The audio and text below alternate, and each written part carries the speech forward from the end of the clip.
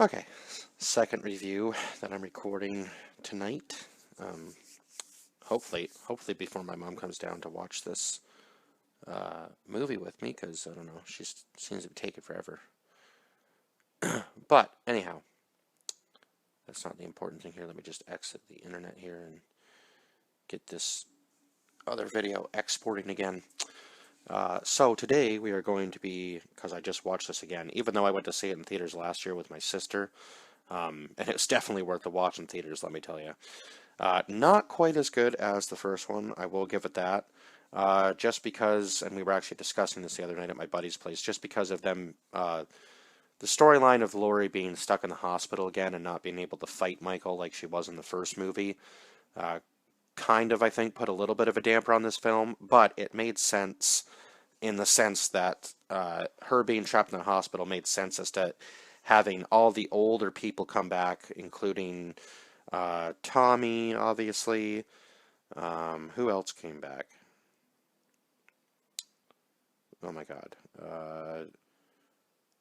So Tommy was back. Lonnie, who was, I think, a new introduction, right? Was a kid who had a face-to-face encounter with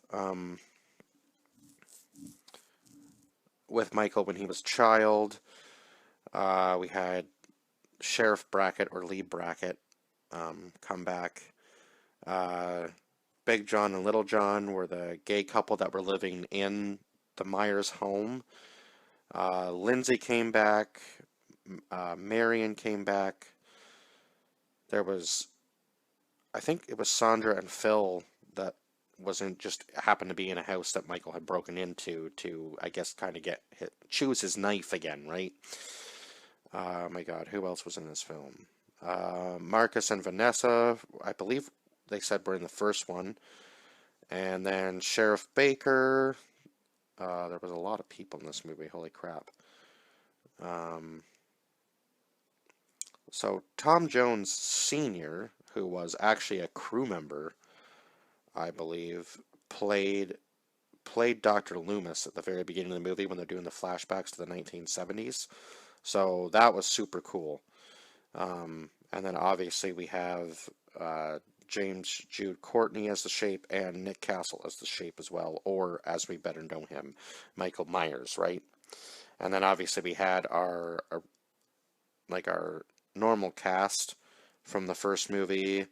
Uh, Jamie Lee Curtis playing Laurie Strode, Judy Greer playing Karen, Andy Matichak playing Allison.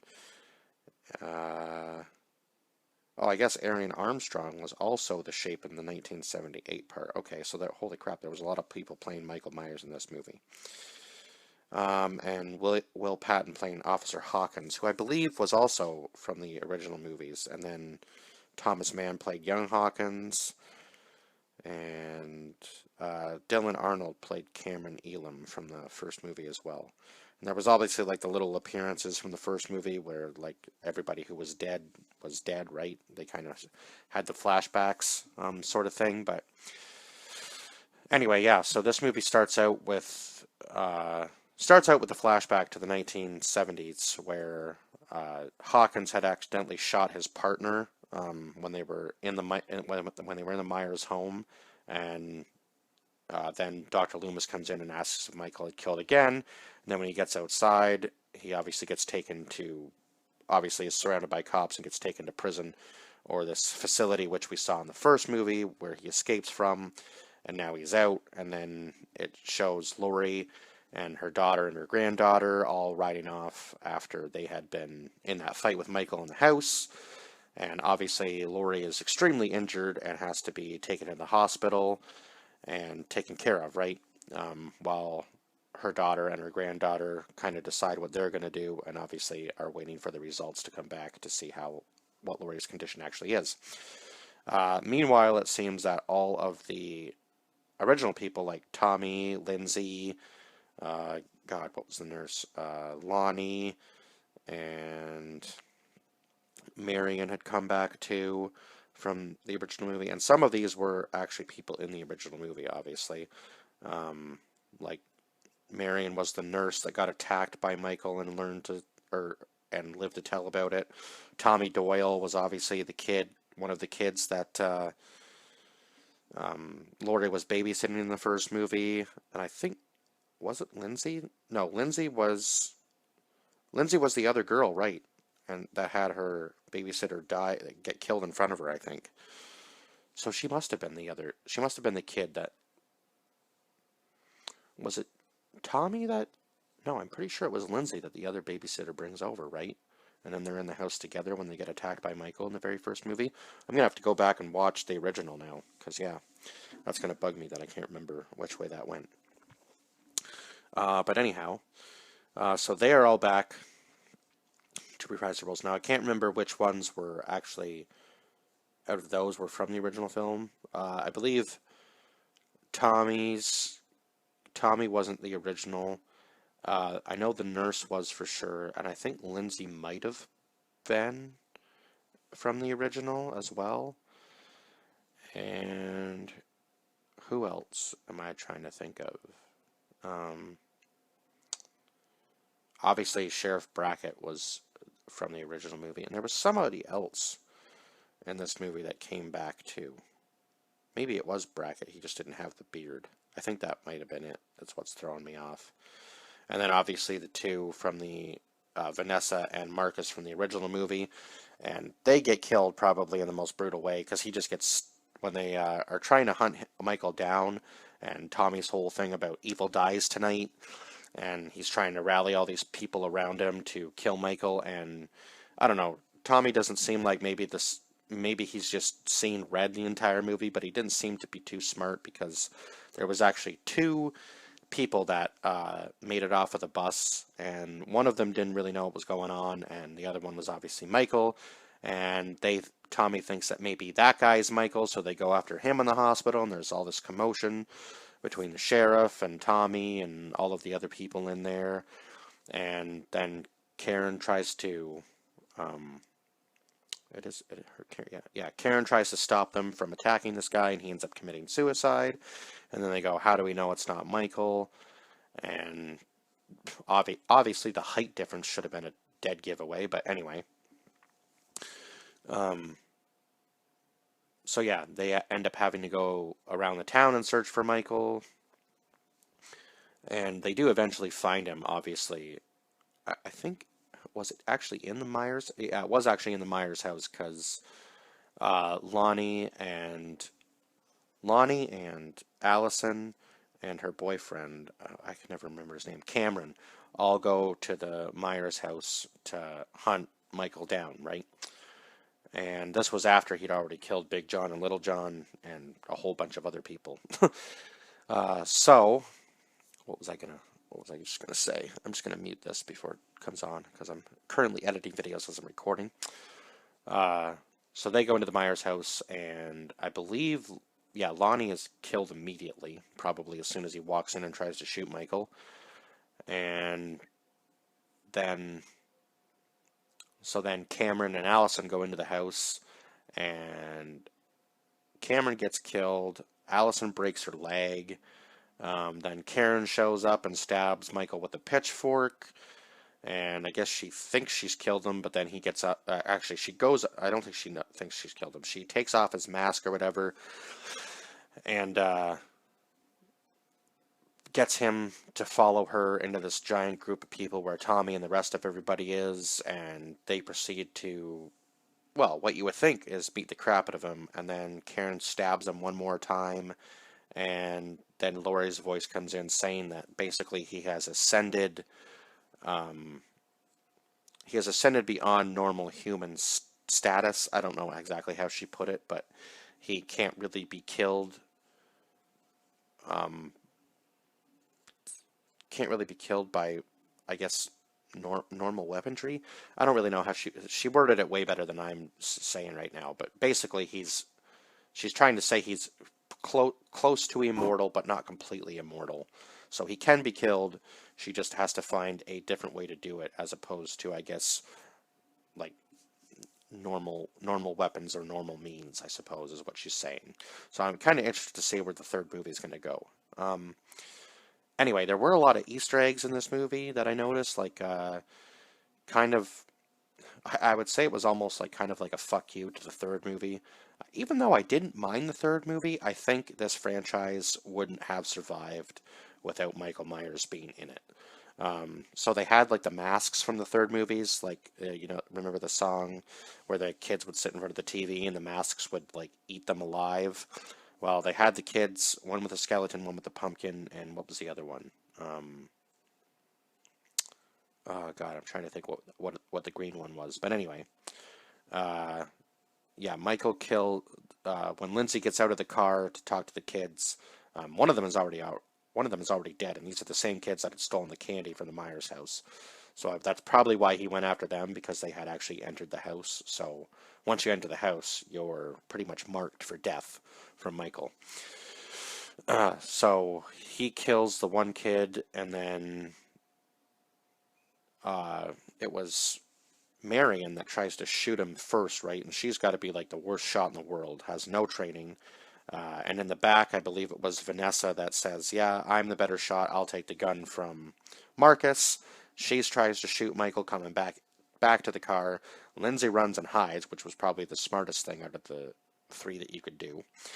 And Michael just kicks the door and twists her arm and makes her shoot herself. That was one of the most brutal deaths in the movie, and probably one of my favorite deaths, to be honest. And then the most chilling scene was when Lindsay was hiding underneath, like hiding in the brush, like underneath a tree almost in the leaves, and Michael's just walking by and you can hear the breathing really heavily. Oh, it was just, that was chilling. But what else was I gonna say here? Oh yeah, the masks, right? When Michael puts the masks on the adults that he's killed, I believe one of them was hanging from the tree, and then the other two were on the what is it, like the spinny thingy that we used to ride as kids? I can't think of the name of it right now, but anyway, yeah. So I feel like that was kind of like a little dig at the third movie there, and an Easter egg. Obviously, if you've never seen the original series, I think you should go and watch those because it would make more sense. So it was kind of cool to see that. There's probably other stuff that I'm missing. Obviously, I think. Even watching this for the second time, there's probably stuff that I'm missing, but I think kind of the hospital, like her being in the hospital, was obviously thrown to the second film, even though this isn't supposed to include the second film in any way, shape, or form. It's just supposed to be from the first one to this series now. So I think they're kind of doing little like throwbacks to those movies, even though they aren't supposed to be included, right? Which is kind of interesting because, yeah, I feel like they're kind of making a dig at the movies and maybe just to say that they could have taken this a different direction even back in the 1970s, which would have been very interesting if they had taken it this direction. Because yeah, I think they probably, I don't think this kind of movie would have done the way it's being done now. I don't think it would have been quite as good, quite as well received in the 1970s with like killing children and stuff. I think we're kind of as people, we're kind of just like blind to violence now, and I obviously it's just so much on the news, right, that like you can't really escape it, and it's kind of funny that we watch movies like these to escape reality. Although obviously Michael Myers is a fictional character, right? So I guess it is kind of not really reality, even though serial killers are a real thing. So that's basically what he is. But the fact that he can't die, so far it seems, is obviously the stretch, right? So,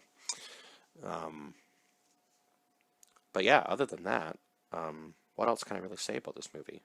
Obviously, the kills were absolutely brutal, especially the one with the couple in the house.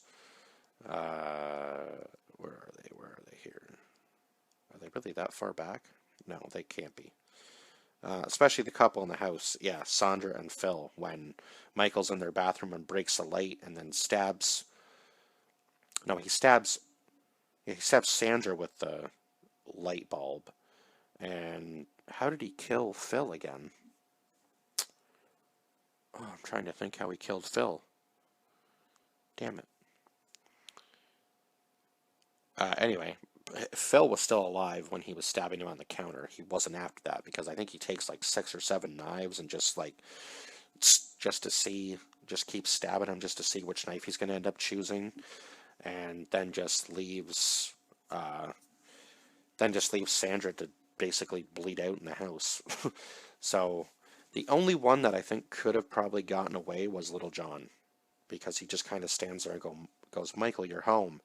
And I guess maybe he didn't think he'd be able to. I guess maybe he knew he was marked for death anyway, so Michael was going to come for him regardless of where he hid. Eventually, Michael would have found him. And then, obviously, at the end of the movie, where Michael just gets up and kills the entire group of people, including Tommy, and whoever else was there, Sheriff Brackett, I think, and a whole bunch of the other ones.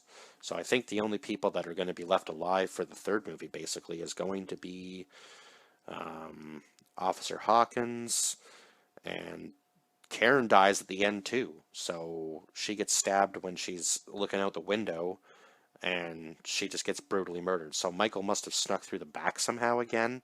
Not sure how he made it back into the house, but with all the cops outside. But yeah, he made it in there somehow and was able to kill Karen. So now it's just going to be Lori, Allison, and Officer Hawkins that are alive for the last movie, because yeah, even Cameron dies in this one. Holy crap, man. Like, yeah, he just went off on this movie. And I actually watched the kill count video. If you haven't ever seen those guys on YouTube, go check them out, because they always do kill count videos for movies like this. Mostly horror movies, obviously. And yeah, I think they said that he was up to, like, there was 31 deaths in the movie, and most of them were caused by Michael. So go figure that one out. Yeah, and I think this was the most, almost the most, probably the most kills in any horror movie I think I've ever seen, at least slasher film wise, because I think the other highest one was in Freddy vs. Jason, where Jason ends up killing like 19 people by the end of the movie. And wow, like, they're gonna have to make another Jason movie where he just slaughters even more. Yeah, because I guess that's kind of been the two competing guys for most of the slasher genre, right? Was Jason and Michael, obviously. It would be cool to see them in a movie together face off against one another to see who would actually win, because I'm not sure. I feel like Michael has a little bit more smarts about him, and would probably find a way to get Jason back into Crystal Lake. So that's just my thought. But hey, who knows? Anyway, so yeah, not quite as good as the first one. I did give this one an 8 out of 10. I did enjoy this movie though. Just I feel like probably there could have been a couple things done differently. Like maybe when Lori got up, she could have actually somehow helped fight Michael in a way, because I think that would have set up for a better third movie. But I mean, I guess it makes sense that she was in the hospital and everybody thought that Michael was going to come to the hospital. I'm like, he's not going to come to the hospital. He's going to go back to the house, because that's where he wants to be. That's where he wants the finale to be, right? Is in the Myers home. So that's obviously where he's going to go. So I'm kind of interested to see how the third movie starts, and whether he's just going to come back out of the house after killing Karen and just massacre the cops in front of the house, or what he's going to do. But yeah, very interested to see the third film. I think but yeah, it is this October, isn't it? Wow, we're already into 2022. Holy crap. We're already halfway over. Yeah, we're August, so we're already halfway into the year. Crazy to think about, hey? This year's just been kind of flying by. Like, it's been nutty. But anyway, yeah, 8 out of 10 for this movie, and I guess I will see you guys in the next review. Bye-bye for now.